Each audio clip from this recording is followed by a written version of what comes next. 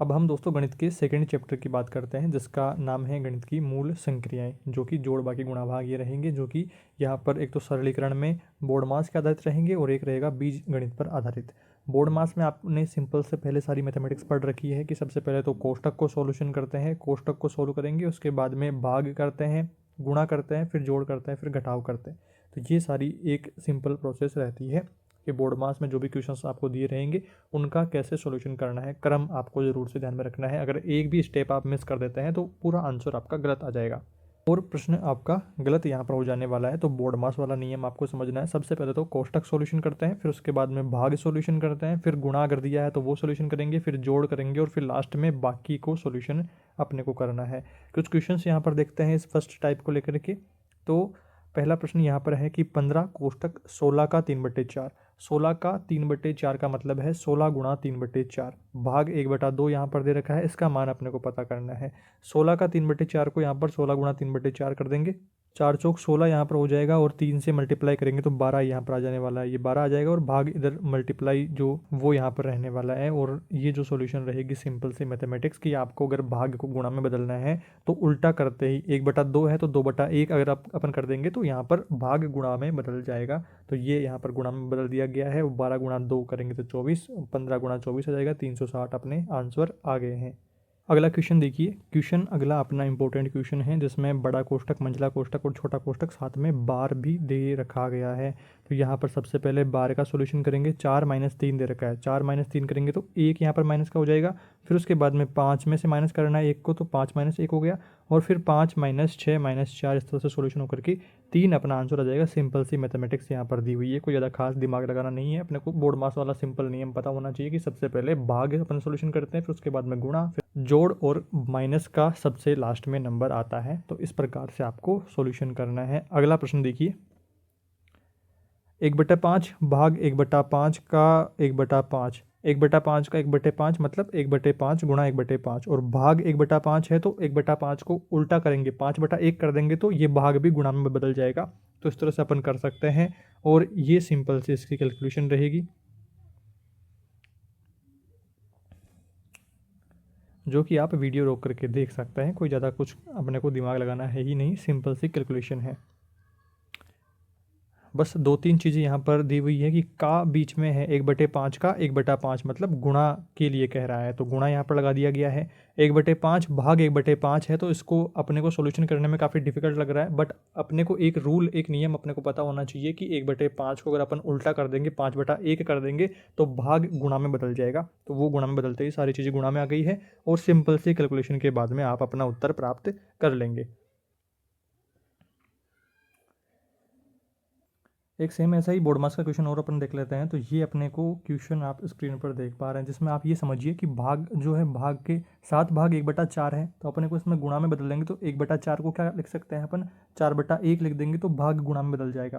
तो यहाँ पर सीधा सिंपल क्या हो गया, 4 यहाँ पर ऊपर आ गया तो 7 चौक 28 मल्टीप्लाई में यहाँ हो जाएगा और यहाँ पर जो आगे काउंट हो रहा है 4 और 3 को जोड़ने के बाद में 7 हो रहा है और मल्टीप्लाई 4 से, तो यहाँ पर जो थोड़ा सा मिसप्रिंट हुआ है, आई थिंक यहाँ पे 6 है, तो ये है। तो यहाँ पर आपके सामने 42 और 28 प्लस में ऊपर आ गए हैं, जो कि 70 यहाँ पर काउंट करने के बाद में आ गया।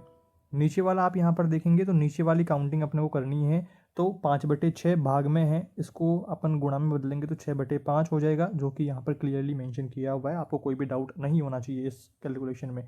यहाँ पर आप यहाँ पर देखेंगे 82 भाग 5 यहाँ पर आएगा, क्योंकि ऊपर वाली कैलकुलेशन को जोड़ करके सारा कुछ एक कर दिया है और नीचे 5 भाग में रह गया है।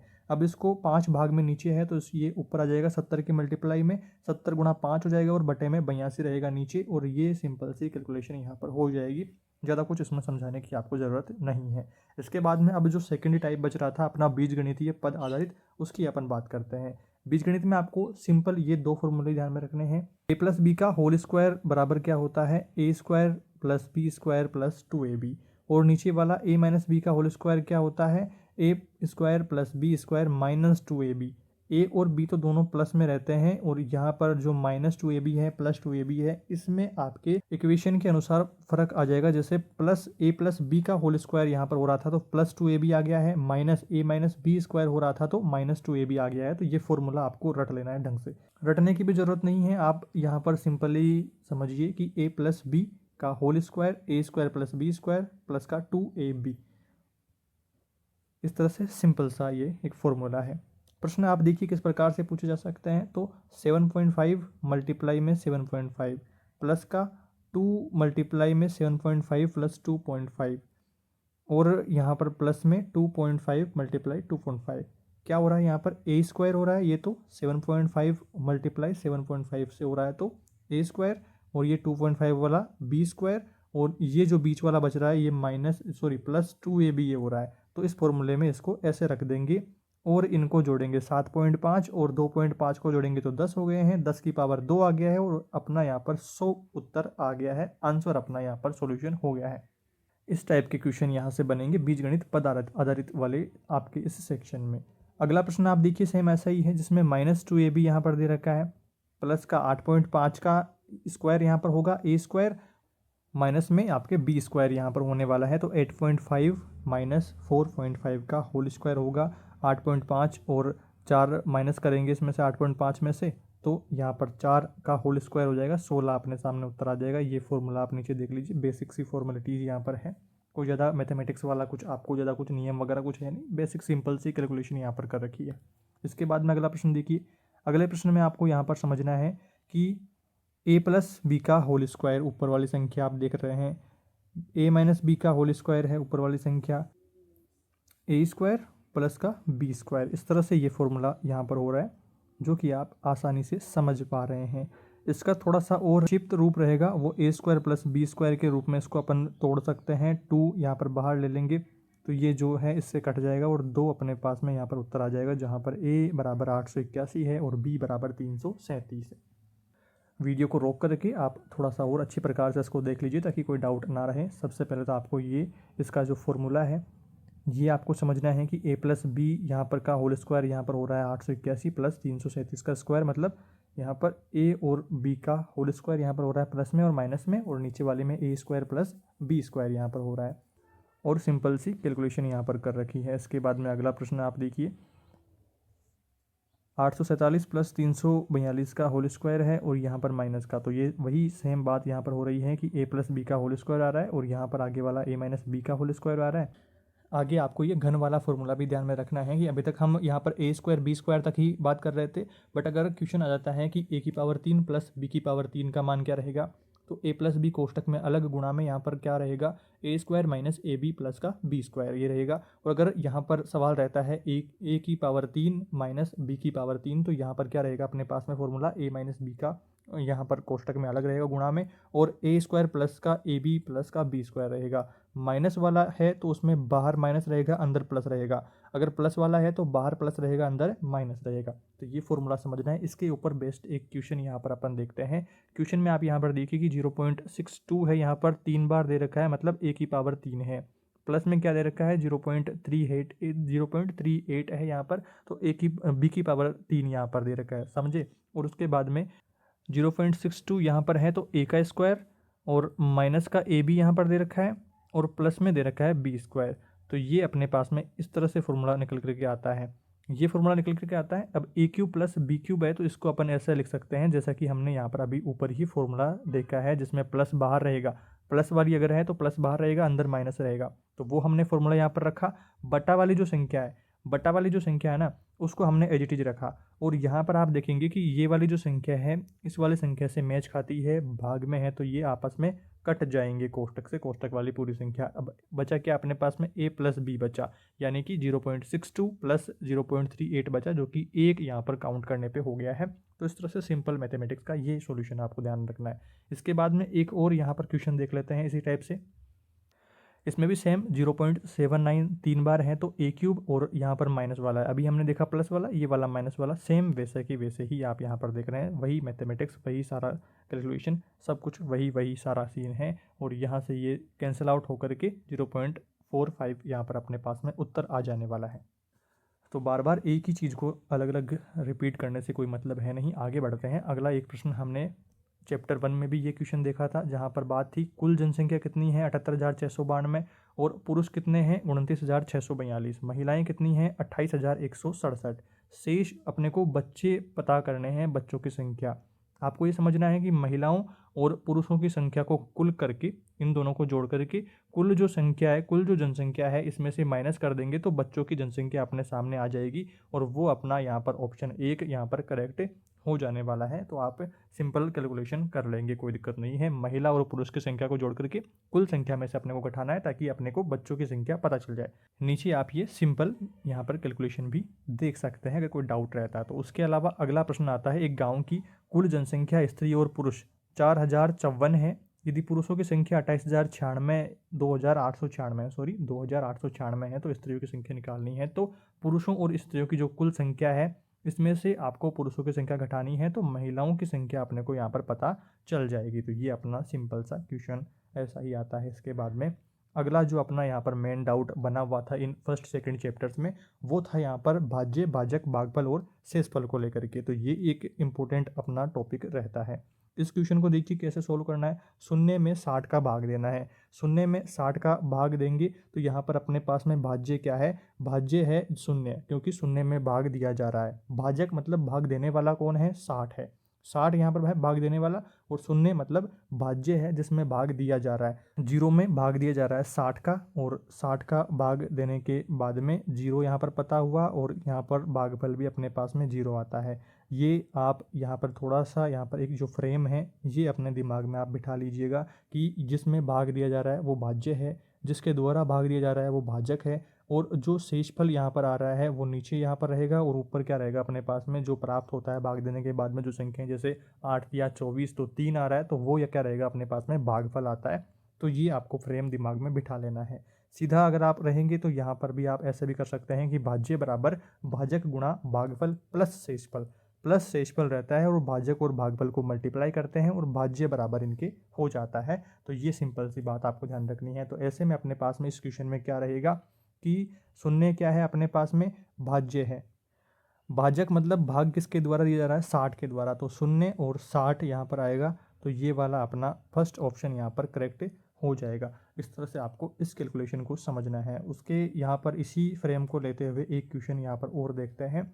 संख्या 4 में संख्या 6 से भाग देने पर भाज्य, भाजक और भागफल व शेषफल अपने को पता करना है। कैसे पता करेंगे, सिंपल सा जो फ्रेम अभी हमने देखा था इस फ्रेम में यहाँ पर इनको डालेंगे। देखिए आपने भाज्य जिसमें भाग दिया जा रहा है वो कितना है, 4 है, तो 4 सबसे पहले अपने को लिखना है क्योंकि भाज्य क्रम वाइज चलेंगे। भाज्य और भाजक मतलब जिसके द्वारा भाग दिया जा रहा है। तो 4 और 6, 4 और 6 अपने पास में स्टार्टिंग में आएंगी, तो इनमें तो है नहीं, तो ये दो ऑप्शन पहले ही कट गए हैं। बचे ए और सी, तो इसमें अपने को अब भागफल पता करना है और शेषफल पता करना है, तो वो यहाँ पर भाग देकर के पता करेंगे। तो 0 आएगा ऊपर भागफल तो, और शेषफल नीचे 4 आ रहा है, तो ये वाला क्रम रहेगा 0 4 वाला। तो ए अपने पास में करेक्ट आंसर इसका हो जाने वाला है। तो इस तरह से कैलकुलेशन ये अपनी रहेगी। एक टाइप यहाँ पर और रहता है क्वेश्चन का, वो भी आपको यहाँ पर इंपॉर्टेंट चीज़ें समझनी है कि 256 की पावर में 0.16 और मल्टीप्लाई 16 की 0.18 पावर में, तो इसका मान क्या होगा। ऐसे क्वेश्चन भी काफ़ी बार देखने को मिल जाते हैं।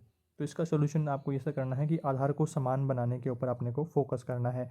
आधार अगर समान रहेगा तो घातें जुड़ जाएंगी, ये आपने पढ़ा हुआ है। यहाँ पर अपन क्या करेंगे, देखिए घातों को यहाँ पर 2 की पावर 8 को 256 में इस तरह से थोड़ा सा कैलकुलेशन करके आपको दिमाग बिठाना है। गुणनखंड करने के ऊपर आप फोकस कर सकते हैं। अगर आपको कैलकुलेशन समझ में नहीं आ रही है तो जो भी संख्या एक बड़ी संख्या अपने को दे रखी है उसका आप गुणनखंड करके इस तरह से आप कॉमन फैक्टर एक निकाल लेंगे कि 2 की पावर 8 और 2 की पावर 4 इस तरह से कॉमन आ रहा है, तो 2 की पावर 4 इधर कॉमन लेकर के, और फिर जो पावर में यहाँ पर है 2 की पावर 8 कितना हो गया, 256 को 2 की पावर 8 लिख सकते हैं, और जो 16 यहाँ पर दे रखा है उसको 2 की पावर 4 लिख सकते हैं। और इसका जो अपन कैलकुलेशन करेंगे, जैसे कैलकुलेशन कैसे होगा अपना, यहाँ पर इसको थोड़ा सा इरेज करके क्लियर करते हैं। तो 8 को मल्टीप्लाई करना है 0.16 से, तो यहाँ पर कितना हो जाएगा 1.28 हो ना, और यहाँ पर 4 को मल्टीप्लाई करेंगे 0.18 से, तो 0.72 ये हो जाएगा। अब आधार अपने पास में समान हो गए हैं तो घातें जुड़ जाएंगी, तो 1.28 प्लस क्या हो जाएगा अपने पास में 0.72 हो जाएगा, और इनका जो कैलकुलेशन है इनको जोड़ेंगे तो वो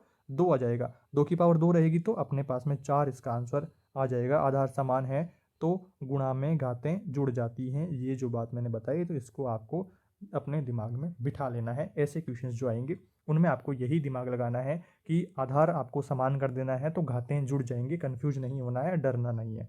आगे एक और क्वेश्चन देख लेते हैं सेम इसी टाइप से। थोड़ा सा इसको डिफरेंट यहाँ पर बनाया गया है और संख्या 3 की पावर 98 को 5 से भाग देने पर शेष कितना रहता है ये पूछा गया है। यहाँ पर आप इसकी सिंपल कैलकुलेशन देख लीजिए ताकि आपको चीज़ें क्लियर हो जाएं। तो 3 की पावर 98 बटे 5 यहाँ पर दे रखा है। तो यहाँ पर जो कैलकुलेशन दे रखी है इसमें भी पावर को काट करके आंसर निकालने की कोशिश करी गई है और शेषफल यहाँ पर 4 आंसर निकाला गया है भाग दे करके, तो वो आप देख लेंगे। उसके अलावा यहाँ पर आप देखिए अगला प्रश्न में 4 माइनस 2 माइनस 9 की पावर 0 है, प्लस में 3 की पावर 2 है और भाग 1 प्लस 3 यहाँ पर है, तो बराबर आपको निकालना है। तो यहाँ पर आप समझिए कि बोर्डमास नियम से ये अपने को हल करना होएगा। तो 4 माइनस का 1 यहाँ पर आएगा, क्योंकि किसी भी संख्या की घात शून्य होती है तो उसका मान 1 होता है। 2 माइनस 9 की पावर 0 है तो वो बराबर 1 के हो जाएगी, क्योंकि किसी भी संख्या की घात शून्य होती है तो उसका मान 1 होता है। उसमें यहाँ पर आगे देखिए 3 की पावर 2 है तो 3 तिया 9 यहाँ पर हो गया है और भाग 1 है। भाग 1 को यहाँ पर उल्टा करेंगे, मतलब 1/1 यहाँ पर कर देंगे तो गुणा में बदल जाएगा, तो 9/1 अपने को यहाँ पर रखना है। 9/1 यहाँ पर कर देंगे और प्लस में अपने को 3 यहाँ पर जोड़ना है। तो यहाँ पर इस तरह से कैलकुलेशन अपने सामने आ जाएगी। सिंपल सी कैलकुलेशन करके आप 15 आंसर यहाँ पर आ जाने वाला है। इसके बाद में अगला क्वेश्चन देखिए। अगला क्वेश्चन आता है 2 पूर्ण संख्याएं दी हुई है। 2 क्या दी गई है? पूर्ण संख्याएं दी हुई है। यदि बड़ी संख्या के तिगुने को छोटी संख्या से विभाजित किया जाता है तो भागफल 4 और शेषफल 3 प्राप्त होता है। यदि छोटी संख्या के 7 गुणे को बड़ी संख्या से विभाजित किया जाता है तो भागफल 5 और शेषफल 1 प्राप्त होता है। छोटी संख्या बराबर है तो वो पता करना है। इसका सॉल्यूशन अपन यहाँ पर माना बड़ी संख्या a तथा छोटी संख्या b है। प्रश्न क्या कह रहा है? प्रश्न 1 कह रहा है कि यदि बड़ी संख्या के तिगुने को, बड़ी संख्या का तिगुना मतलब a का 3 गुना, a के 3 गुने को छोटी संख्या से विभाजित करते हैं, मतलब b से विभाजित करेंगे तो अपने पास में भागफल 4 आ रहा है तो ऊपर 4 लिख दिया है और शेषफल 3 प्राप्त होता है। तो यहाँ पर 3 यहाँ पर हमने लिख दिया है, शेषफल 3 आ गया। और दूसरी जो कंडीशन है कि यदि छोटी संख्या के 7 गुने को, छोटी संख्या का 7 गुना मतलब 7 का b हो गया और बड़ी संख्या से विभाजित करते हैं तो a से विभाजित कर दिया और भागफल अपने पास में 5 आ रहा है और शेषफल 1 पता अपने को पड़ रहा है। तो अपने को यहाँ पर कैलकुलेशन करनी है। 2 समीकरण अपने सामने बन जाते हैं, क्योंकि भाज्य बराबर भाजक गुणा भागफल प्लस शेषफल होता है। तो ये जो मान अपने को यहाँ पर दिया हुआ है प्रश्न में, इसको अपन यहाँ पर समीकरण में रखेंगे। तो 3a बराबर 4b प्लस 3, 4b को उधर ले जाएंगे तो 3a माइनस 4b बराबर 3, ये अपने पास में समीकरण 1 आ गया। और 5a प्लस 1 बराबर 7b, तो 7b को इधर ले जाएंगे, 5a माइनस 7b बराबर माइनस का 1, ये अपने पास में समीकरण 2 आ जाता है। अब अपने को समीकरण 1 और समीकरण 2 को, जिस तरह से छोटी क्लासों में हमने 2 समीकरणों में से x y के मान ज्ञात करना सीखा था, पहले आपने अच्छी प्रकार से सीख रखा है, तो a और b के मान इस तरह से अपन पता कर लेंगे। जैसे समीकरण 1 को 5 से तथा समीकरण 2 को 3 से गुणा करके घटाने पर b का मान अपन यहाँ पर पता कर लेंगे। b बराबर 18 यहाँ पर हो गया है और उसके बाद में आगे जो मान यहाँ पर होगा, b का मान समीकरण 1 में रख देंगे और a का मान अपने को पता चल जाएगा। अतः छोटी संख्या 18 है और बड़ी संख्या यहाँ पर आ जाएगी 25 आ गई है। a और b का मान अपने को पता चल गया है समीकरण में डालते ही। अगला प्रश्न आप देखेंगे बिल्कुल सिंपल सा है, बट थोड़ा सा कंफ्यूज आपको कर सकता है। x और y के मान आपको पता करना है, यहाँ पर घटाना है। अपने पास में 9x 76, नीचे क्या दे रखा है x 6 y 9 को माइनस करना है और माइनस के बाद में ये मान अपने को पता पड़ेगा 3y 7।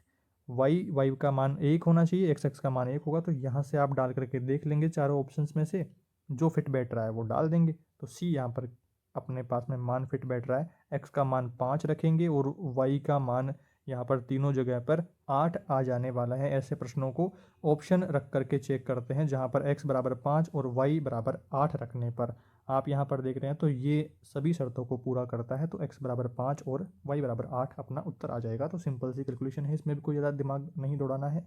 अगला प्रश्न आप देखिए, श्री x के पास, तो श्री x के पास में 55,600 रुपये हैं और उसे एक योजना में निवेश उसने किया है और धन का 8 गुना प्राप्त कर लिया है। यहाँ पर फिर उसने रुपये 57,986 एक संस्था को दान कर दिए, डोनेट कर दिए।